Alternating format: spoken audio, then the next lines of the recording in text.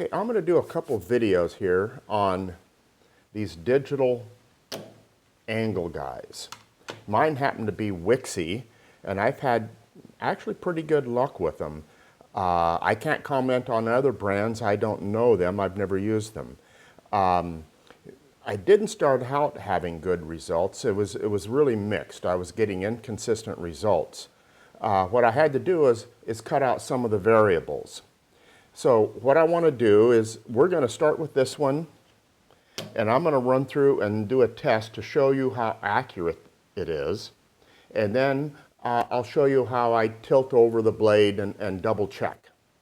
So if we're running a test for accuracy, we need to maintain accuracy all the way through. That starts with a square that is really square. We're going to set this blade to 90 and make sure that it's right there.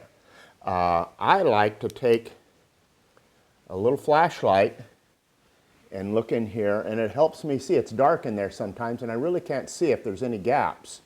But beyond that, I've noticed sometimes when I go, if this thing isn't lined up just quite right, it seems like I get gaps I can't account for if it's not 90. So I square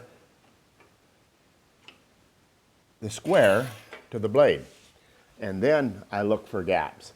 This one I know is already right on the money because I've already set this one in advance, but it's right there. So we're right at 90. Now let's check to see how this guy holds up to that.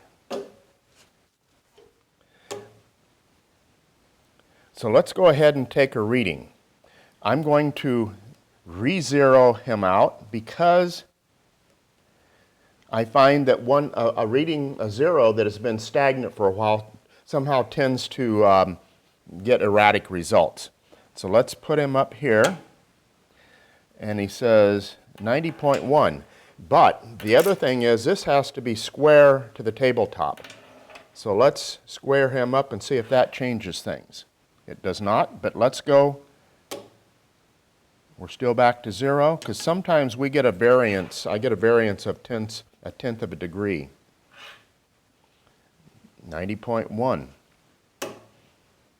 Let's try moving over to here, to a different part of the blade, and see if that makes a difference. There, okay, 90, 0, 90. Okay, so let's go for 4 in a row to make sure that we are there. 90.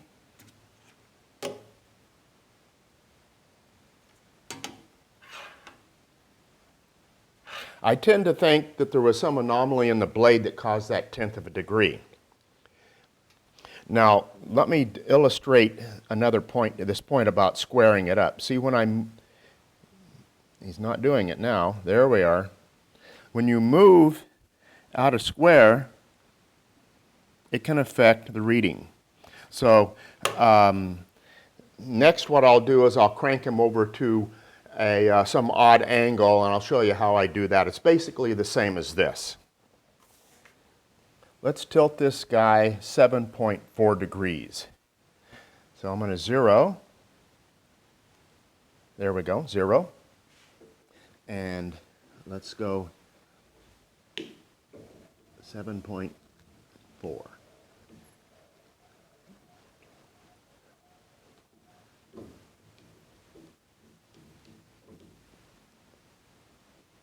Okay, now, if I put him back down here, it should read 90. There, okay. So I'm going to double check. I'm going to get two readings the same. 7.4, there we are. Now, I always don't get, this is a little touchier, the odd angles, and sometimes I just give up and let it do a tenth of a degree. But if I'm really in kind of a picky mood, I'll keep going back and forth until I get right at the degree that I want. And that means cranking this over a little bit and until I get a reading 2 times in a row exactly the same.